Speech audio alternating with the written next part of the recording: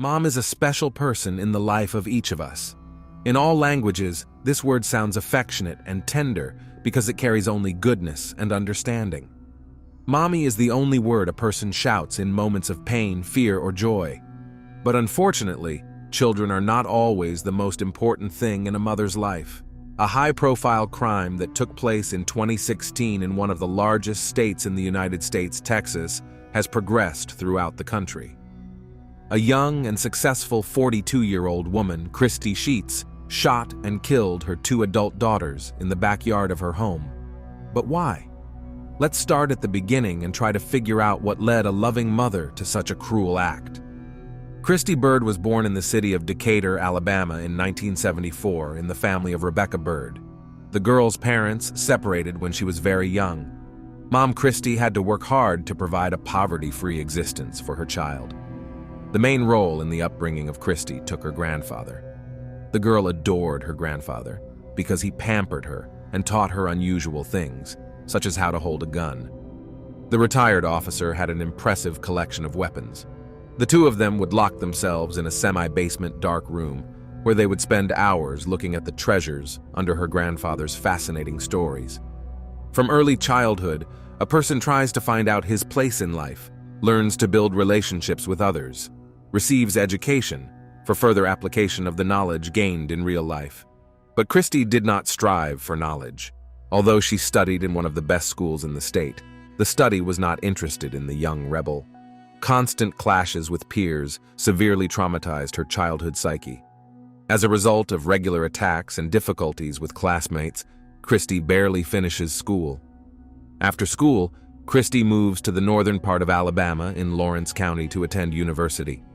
Here, she takes a job as a secretary at a transportation company where she meets Jason Sheats, a young and promising specialist. The young people spend hours walking around the city. They hike together. They go on vacation to Christy's hometown. A strong and long-lasting relationship develops between them. After a few years, they get married and move to Kathy's town.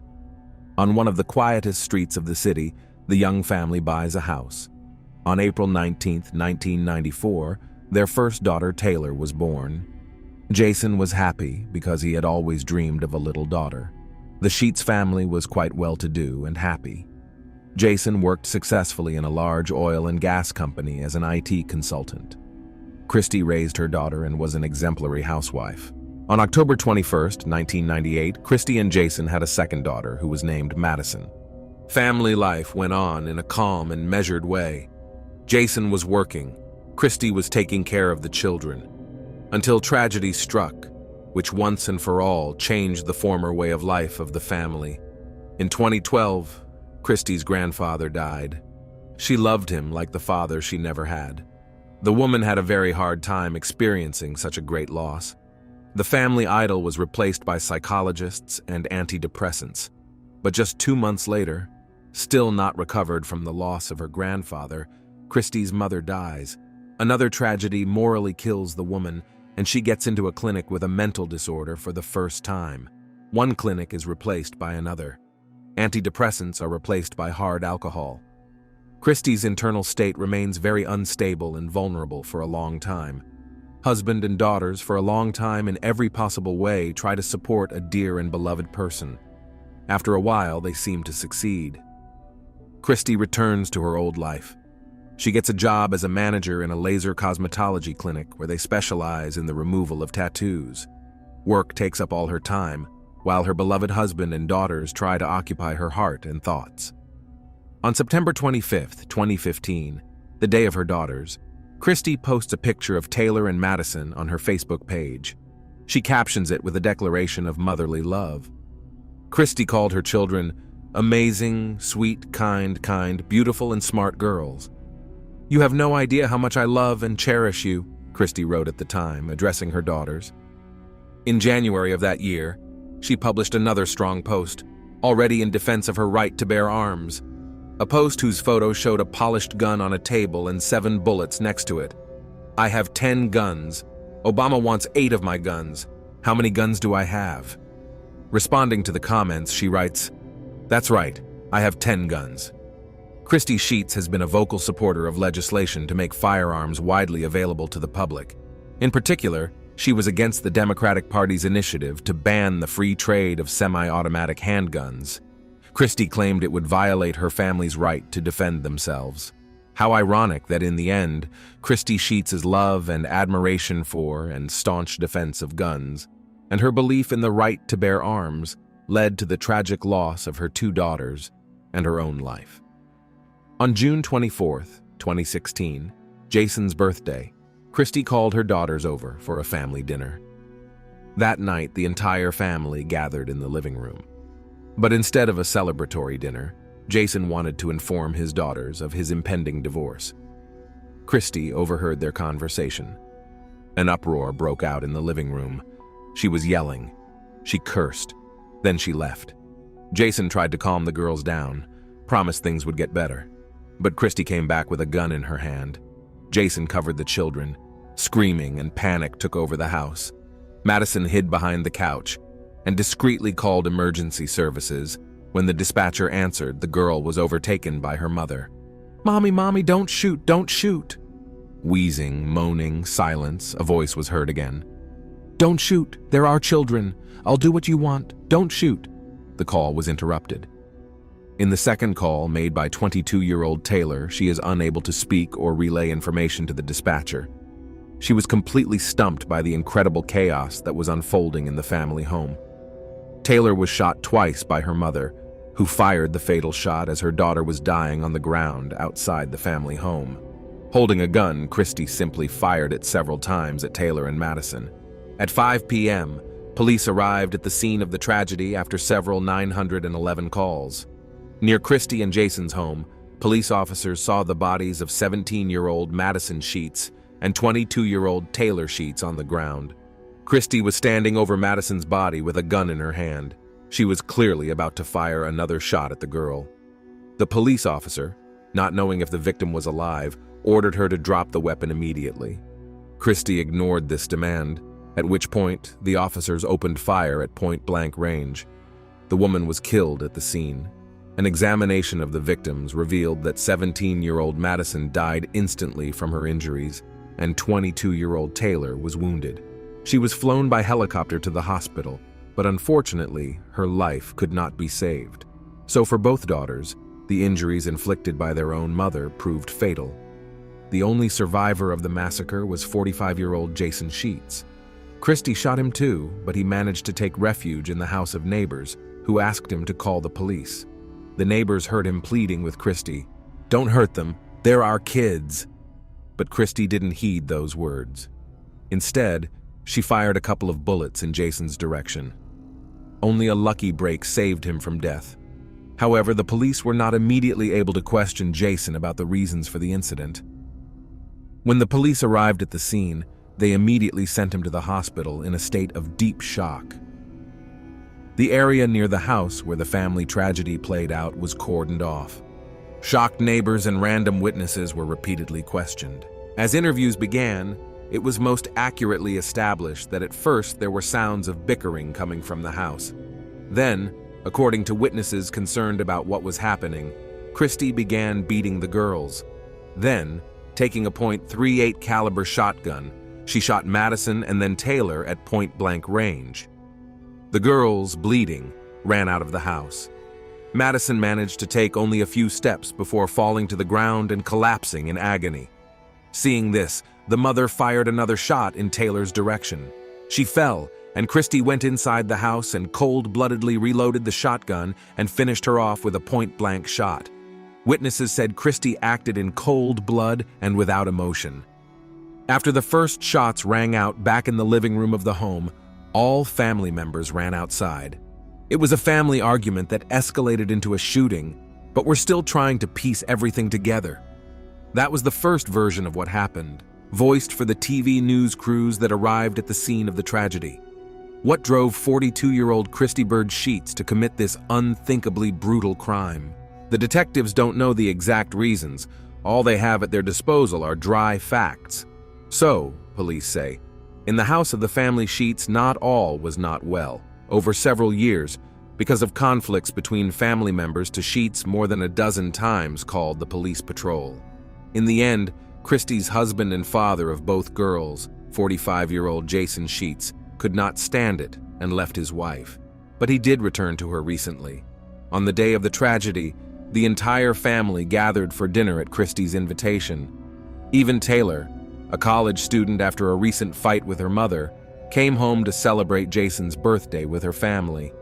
Shocked observers and acquaintances of the family were shocked by what happened. How and why did a mother kill her own daughters? Neighbor Gino Hernandez recalls the Sheats family. "I knew both girls since they were 10 years old," the man said, wiping away tears. "They were always nice, outgoing girls. Always waved and said hello when they walked by. The other thing is Christy. She wouldn't even stop by the barbecue. It was always like she was on her own." "Wonderful girls, and Jason's a good guy too," another neighbor asserted. Their problems were all about Christy. The investigation also agrees with the neighbors. It has already been revealed that Christy had conflicts with both daughters before. Also, official authorities have already reported that Christy suffered from mental illness. On June 29, 2016, at the first press conference, Sheriff Troy Niels told reporters that the 42-year-old mother was depressed and had made repeated attempts to take her own life because she was on the verge of divorcing her husband. According to the police spokesman, the couple's marriage began to crumble back in 2012. Just then, the grandfather who raised Christy Sheats died. To kill family members, Mrs. Sheats used a gun, which she inherited from a deceased relative. Also, one of the possible reasons for the serious discord in the family, the sheriff called Christy's unwillingness to put up with the upcoming marriage of her eldest daughter, Taylor. A few days before the shots were fired, Christy Sheats had an argument with her oldest daughter where she attempted to apply house arrest to Taylor and forbid her from seeing her fiancé. Jason did not agree with his wife that house arrest was an appropriate punishment for a 22-year-old girl, noted Nels. Juan Sebastian Logo, 23, and Taylor Sheats, 22, were in the same year of college in the art department. The young people had been dating for 4 years. On social media, they showed how in love they were and how they were preparing for their upcoming wedding. A small wedding ceremony was planned for June 27th. It has been suggested that the mother may have objected to the marriage of Taylor and Sebastian, who was of Hispanic descent. Disagreeing with his wife, Jason Sheats insisted that incarcerating their eldest daughter was inappropriate punishment for an adult. Later, Jason Sheats would still testify, telling investigators that his wife had called their daughters to inform them of the divorce. She had been notified of it, but instead of explaining in front of the children, she pointed a gun at them and shot them several times, but she did not shoot her husband. As Mr. Sheats stated, the wife's motive was that she wanted to make him suffer. According to Jason Sheats, his wife's downward spiral began in 2012 after she lost her grandfather and then lost her mother just 2 months later. Apparently, the gun she used to kill her daughters was a gift from her grandfather. Jason Sheats revealed that his wife applied for a license to carry a gun, but was denied because of her mental illness. This begs the question, what did Christy Sheats think could have triggered the need to punish her husband and make him suffer? Was it the breakdown of their marriage? The feeling that control and valor in her life had been lost, hinted at in a cluster of Facebook rants where Christy talked about protecting herself and her family? Or could Christy Sheats' decision to kill her daughters have been driven in some way by medication or the continued deterioration of her mental state? Jason Sheats told police that his wife suffered from depression. She was taking prescribed pills by the handful and seeing a therapist. She had been treated 3 times in recent years after attempting to leave her life at a private psychiatric hospital, Sheriff Nels reported. Christy Sheats had ample time and opportunity to kill her husband, but she didn't. Jason realized that Christy wanted him to suffer, Sheriff Nels said, echoing Jason Sheats, recounting the details of the incident for the first time. Mr. Sheats revealed that Christy knew about how much he loved Taylor and Madison and how much they loved him, Nels continued. Perhaps the complete rift in the family and the realization that she was losing not only her husband, but her daughters as well, exacerbated Christy's already difficult emotional state, and she grabbed a gun, foreshadowing her tragic end as well. Madison Davey, a close family friend, gave a great interview in which he spoke about the relationships within the family. He was the best dad in the world. I used to hang out with them, and he loved being around us. They were so funny together. You'd think the sisters would fight, but no, Davey said. They loved each other very much and were always laughing. Davey went on to say that both daughters had a very close relationship with each other and with their father. Jason would do anything to protect them, and he tried to do that, but Christy was going to kill that day, Davey said. In one attempt to take her own life, Christy, perhaps only intimidating, pulled out a gun and said goodbye to her family with screams and tears. But she didn't get the desired effect. Jason replied indifferently, "If you want to just shoot yourself, don't touch us, just shoot yourself." But Christy replied, "No, that will be your punishment." Relatives, friends, and acquaintances were sure that something was bound to happen in this family, but no one could think that a woman would kill her daughters. Christy was bringing harm to her family. She was mentally unstable. The sheriff's department explained that police officers were repeatedly called to the home of Christy and Jason, who were having violent arguments. Since January 2012, police have received 14 calls for service. 3 of them involved Christy threatening to take her own life, having previously been diagnosed with mental health issues. Juan Sebastian's inconsolable sister, Maria, stated that the Sheats sisters were some of the sweetest, most sensible and kind-hearted girls she had ever met. Today, Mariah found it hard to believe that not so long ago, she and Taylor were having carefree fun at a party and looking forward to her wedding day to Sebastian. "You've already become a member of our family, and that will remain the same," she addresses her friend. "You were a light in this crazy world, and we will always remember you."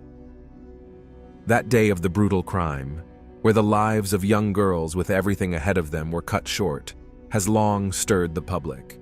People grieved with Jason. Older sister Taylor Sheats went to school, worked as a caregiver for Care.com, and dreamed of a long, happy life with the man she loved. Younger sister, Madison, studied at school, and at the same time worked as a nanny. On the day of the funeral of the girls, mourned the whole city. Social networks and TV news channels again covered this terrible event. Is it possible that the reason for such a terrible tragedy is the availability of guns? The unwillingness of the states to finally take up and address the issue of firearms sales has once again led to another tragedy. An ordinary Texas woman, Christy Sheats, shot and killed her own 2 daughters during a domestic dispute. Such cases are not surprising for the U.S. As long as Republicans and Democrats are pulling the cat by the tail, not even trying to come to a compromise, people will die. The exact causes of the conflict that led to such tragic consequences will remain unknown. However, it is enough that the police came to this house more than once because of regular conflicts. That is, it was already clear that the family was dysfunctional, but they were still left with guns. To summarize, I would like to go back to the beginning of this story. A mother is the closest and dearest person to her children, and children are the most important thing in life for a mother. The case of Christy Sheats is an exception rather than a reality. Amidst her inner heartache, her maternal instinct seems to have completely shut down and no one was able to stop her. But Christy's plan is fully realized. After the murder of his daughters, Jason Sheats will have to live with those horrible memories for the rest of his life.